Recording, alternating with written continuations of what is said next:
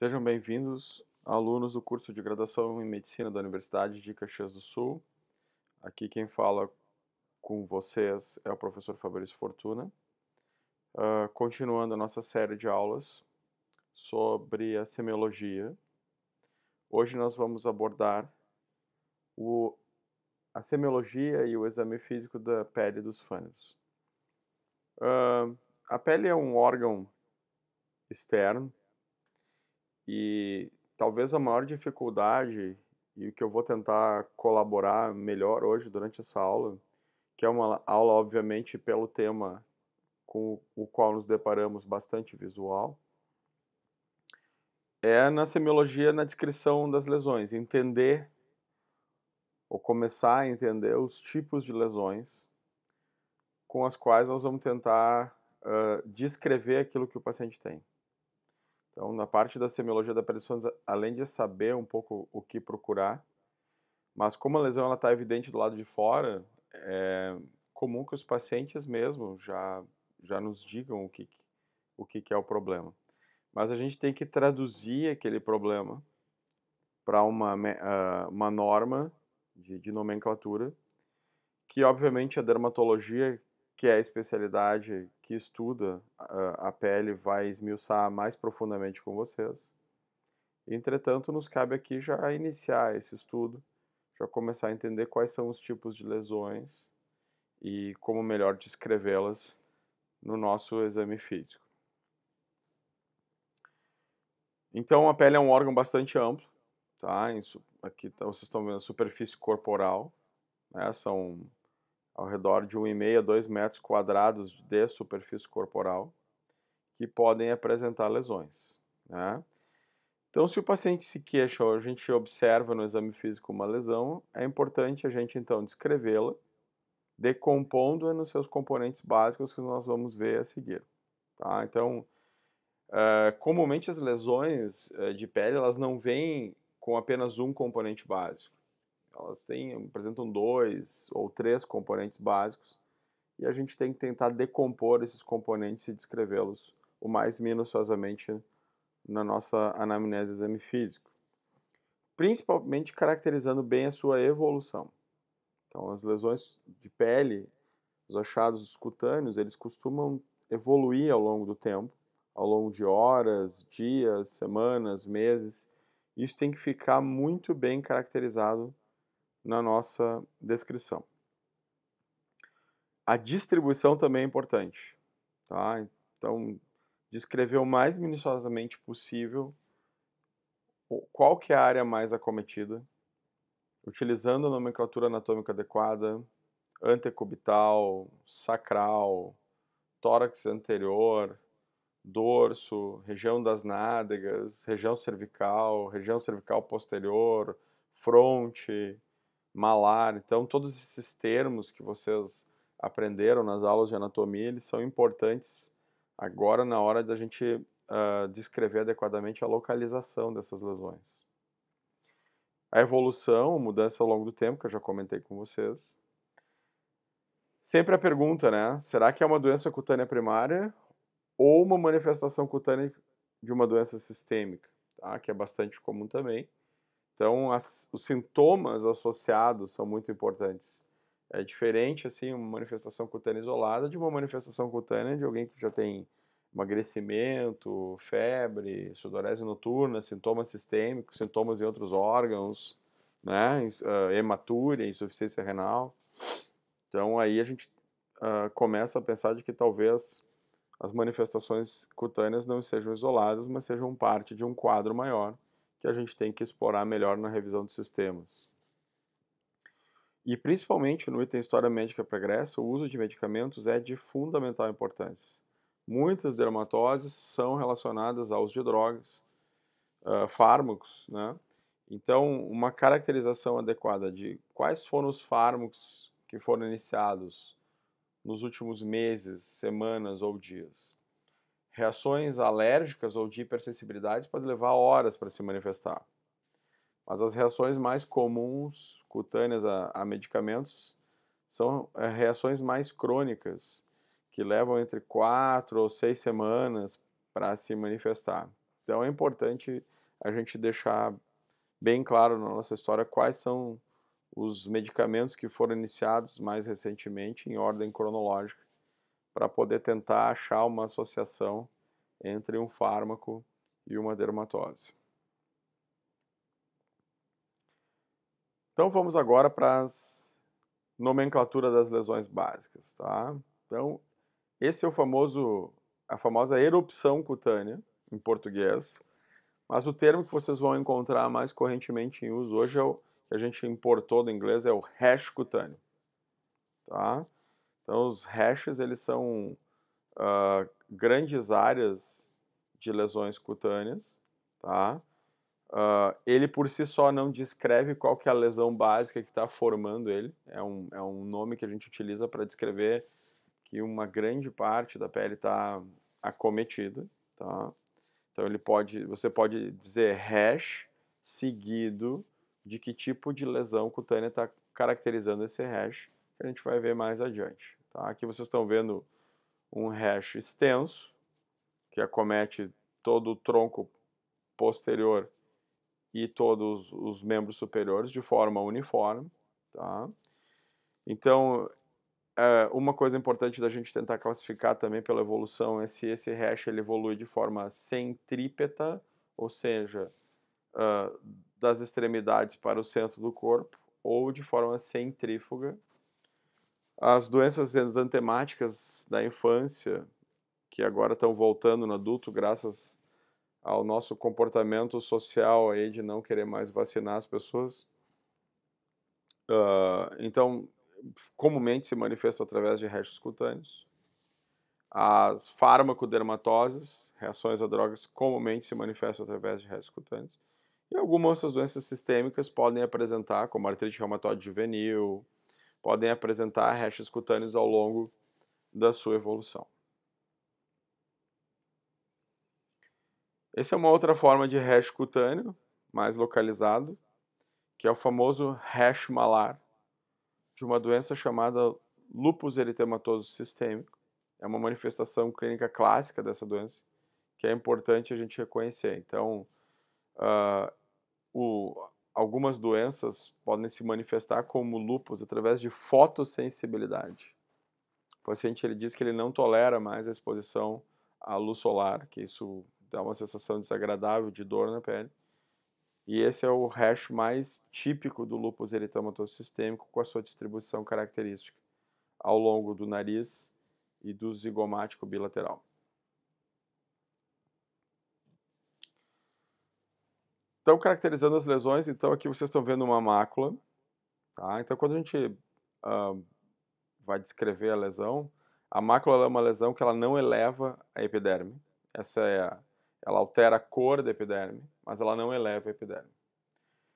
Ela pode ser hipercrômica ou hipocrômica. Aqui vocês estão vendo a hipercromia externa, né, com a hiprocromia interna. Tá? Então, é importante a gente descrever como se comporta em relação à distribuição, se ela é homogênea, se ela é heterogênea. Então, no caso desse hash aqui, né, se ele não tem nenhum elemento palpável de elevação, a gente pode descrever ele como sendo um hash macular. Tá? Então, o hash descreve uma erupção cutânea e a lesão base é uma mácula, porque ele não tem nenhum elemento de elevação da epiderme. Então, um hash macular.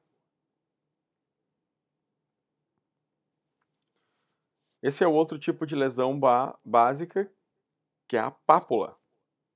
Em comparação com a mácula, vocês veem que as pápulas já apresentam uma elevação perceptível da epiderme. Tá? Então, elas podem variar no seu tamanho. Tá? Podem ter conteúdo sebáceo ou eventualmente crostoso, crostículas, que são comuns. Podem ter uma base eritematosa ou terem alteração mais de cor mais perolada.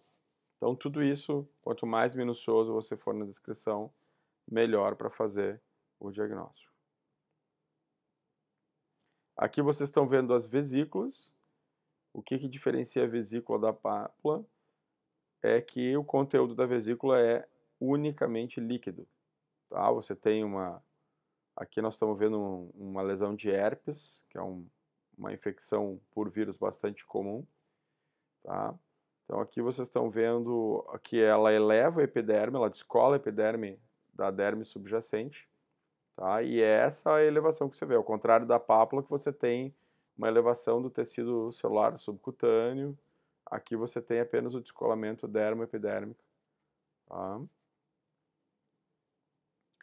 As lesões também elas podem ter um componente predominante de escama. Essa é uma doença muito típica, muito comum, que é a psoríase, tá? Então é uma lesão descamativa. Vejam que aqui a gente combina a escama junto com a alteração de cor e junto também com elevação, tá? Então, como eu falei para vocês, as lesões elas não são únicas, elas têm vários componentes, tá? E é importante a gente tentar reconhecer o que aquela lesão está representando, mas ao mesmo tempo, quando a gente não sabe, tentar descrever esses componentes à parte. Então, essa é a típica lesão da psoríase, com o componente predominantemente descamativo. A bolha, tá? Que é uma pápula que passou de um tamanho a partir do qual a gente pode chamar de bolha. Tá? Também mesmo mecanismo fisiopatogênico, o descolamento da epiderme da derme, com conteúdo que pode ser hemorrágico, como vocês estão vendo lá no dedão, ou pode ser seroso, como vocês estão vendo aqui na região plantar. Então essa é uma bolha. Outro tipo de lesão muito comum no dia a dia é a úlcera, quando existe a ruptura da epiderme, a perda da continuidade da epiderme, com a exposição da derme subjacente ou até de tecidos mais profundos, como tecidos musculares, tendíneos ou aponeuroses, tá? Então, as úlceras elas têm diversas causas. Aqui vocês provavelmente estão vendo uma úlcera varicose. Geralmente, elas podem estar cobertas de secreção ou de fibrina, então é importante caracterizar o que está recobrindo a úlcera, o que se enxerga no fundo da úlcera, se ela tem odor ou se ela não tem odor, tá? E principalmente se a região ao redor da úlcera apresenta os sinais flogísticos de calor, rubor e dor, que podem sugerir um comprometimento de inflamação ou infecção secundária desse tecido cutâneo periférico.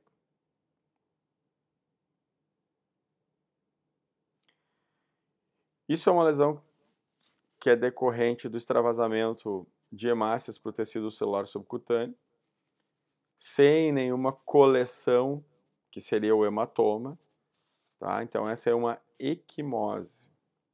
Vocês percebem então essa coloração típica arroxeada, causada pelo acúmulo do pigmento do ferro no tecido celular subcutâneo, e já na periferia da lesão, uma coloração mais amarelo esverdeado, que é causada pela degradação desse pigmento de ferro pela luz, tá? Então é uma lesão comum em batidas ou em doenças que comprometam a coagulação sanguínea, propiciando hemorragia de pequenos vasos, fragilidade capilar, né? Ou eventualmente até o uso de anticoagulantes. Mas é importante você entender o que é um hematoma e o que é uma equimose. Um outro tipo de lesão básica são as petequias, que quando observadas sinalizam para problemas de agregação de função plaquetária. Então são pequenas hemorragias nos pequenos vasos. Pela definição, petequias não podem ser palpáveis, então você não pode conseguir palpar nenhuma elevação desse tecido. É simplesmente aquela hemorragia que parece que alguém salpicou pimenta na pele, tá? Então aqui junto com as equimoses, as petequias elas são importantes indícios de deficiência da cascata de coagulação. Aqui em qualquer dos seus componentes e aqui notadamente mais relacionado às plaquetas, agregação plaquetária. O diagnóstico diferencial dessa lesão, das petequias, é a púrpura. Tá? Vocês veem que a cor é diferente. A petequia é mais pigmento de ferro puro e a púrpura já tem um componente mais avermelhado. Mas principalmente a púrpura, por definição, ela é palpável. Você sente quando examina com a polpa digital o relevo da púrpura. E quando você enxerga esse tipo de lesão, a doença que tem que vir à nossa cabeça são as vasculites.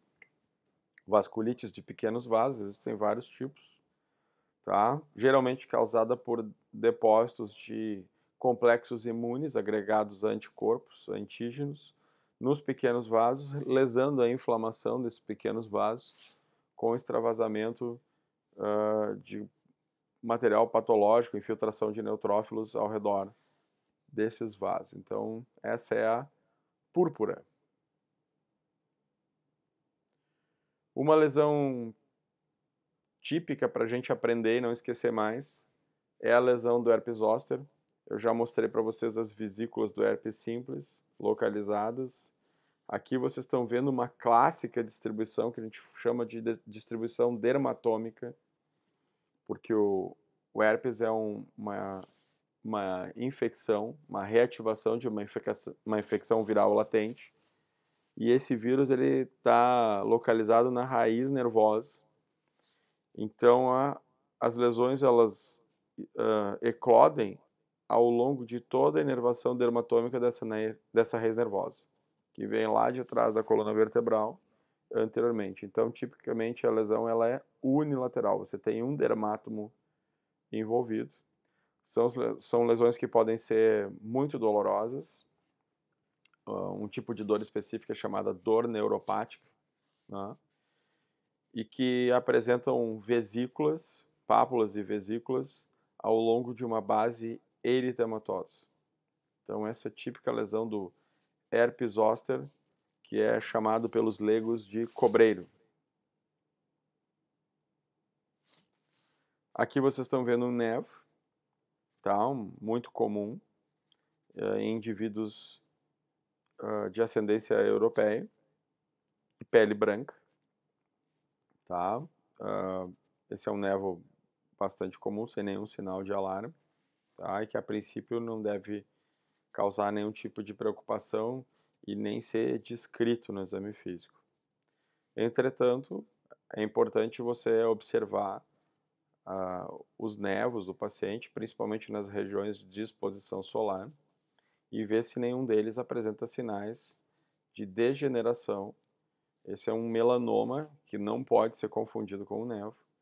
Né? Você vê que ele já tem relevo, que ele não respeita limite, os bordos deles já são irregulares, né? E que a cor dele já é bastante diferente do nevo normal, pela proliferação anormal de um clone de melanócitos, que são lesões que, mesmo pequenas, costumam metastatizar rapidamente dentro da sua história natural. Por isso que hoje é importante a gente aconselhar os pacientes na prevenção através do uso de protetor solar e também na detecção exame físico regular se você tem uma pele que é suscetível a esse tipo de lesão. Esse é um outro tipo de lesão maligna que não pode ser perdida no exame físico, que é o carcinoma basocelular. A sua característica principal, embora ele seja menos agressivo que o melanoma, porque o comportamento dele é de invasão local e não de metastatização à distância. Mas é importante você diferenciar de lesões benignas. Então ele tem bordos lisos, regulares, as úlceras centrais são bastante comuns e ele tem esse aspecto perolado, onde você observa neovascularização dentro dessa lesão, tá? Então é muito comum em região de exposição solar, como a fronte, ao redor dos olhos, ao redor do nariz, tá? E é importante a gente pegar e identificar essas lesões prontamente quando estiver examinando os pacientes. As unhas também são, agora partindo para os fâneros, né? São um sinal muito importante de saúde e doença. A unha ela reflete a nossa nutrição e como é um tecido que ele cresce relativamente devagar em relação à pele, ele conta uma história de como que está o processo de saúde e doença no último mês.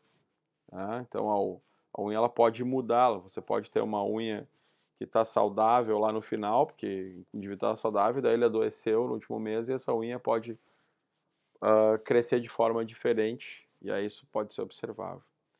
Então, unhas quebradiças, unhas finas, a perda das unhas, unhas que têm ranhuras excessivas, descoloração, tudo isso pode ser sinal de doença que deve ser observado e anotado.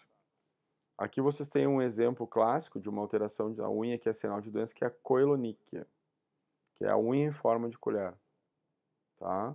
Que pode ser encontrada em deficiências nutricionais, caracteristicamente na deficiência de ferro. Então, compara o que é a unha saudável e o que é a unha que está sinalizando que o estado nutricional não está adequado.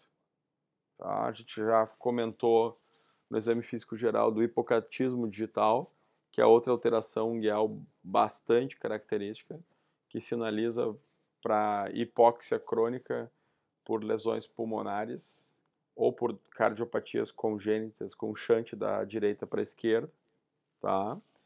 Então, aquela unha em vidro de relógio, ou baqueteamento digital, que também deve ser observado no exame das unhas e anotado. Em relação aos cabelos, é importante a gente observar a implantação dos cabelos e como está a qualidade desse cabelo e eventuais, áreas de alopécia que vocês estão vendo aqui, tá? Tem diversas causas a alopécia, desde autoimune, infecções micóticas causam alopécia, doenças psiquiátricas causam alopécia, tá?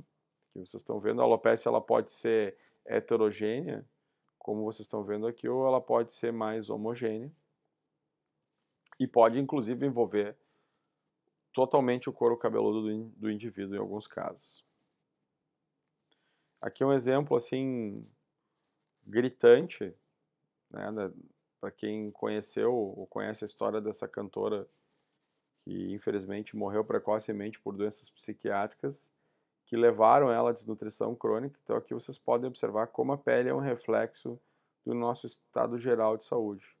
A gente vê uma pele aqui que perdeu o brilho, que já apresenta várias microlesões difusas, um cabelo que já perdeu o brilho, que já perdeu o viço, uma sobrancelha que já precisa de maquiagem, que já está ficando diferente do normal, já está perdendo folículos pilosos na sobrancelha, né? Uma mucosa labial que já está diferente, um dente, o esmalte do dente já está diferente. Então, isso é típica face de um ser humano que está sofrendo com uma doença crônica, no caso dessa cantora na depressão grave, intoxicação crônica, desnutrição grave crônica. Mas é muito comum que a gente perceba esses sinais nos pacientes com doenças crônicas que estão internados no hospital e que a gente não preste atenção adequada neles, né?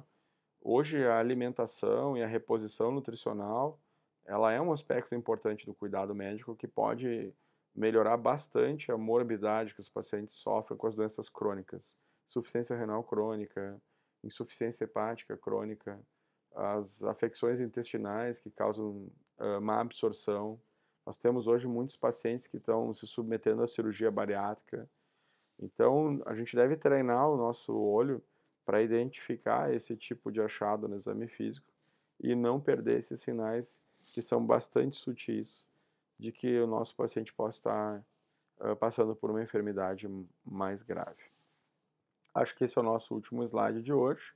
Gostaria de me despedir e aguardamos a nossa próxima aula teórica que vai falar sobre o exame físico e a semiologia do aparelho respiratório.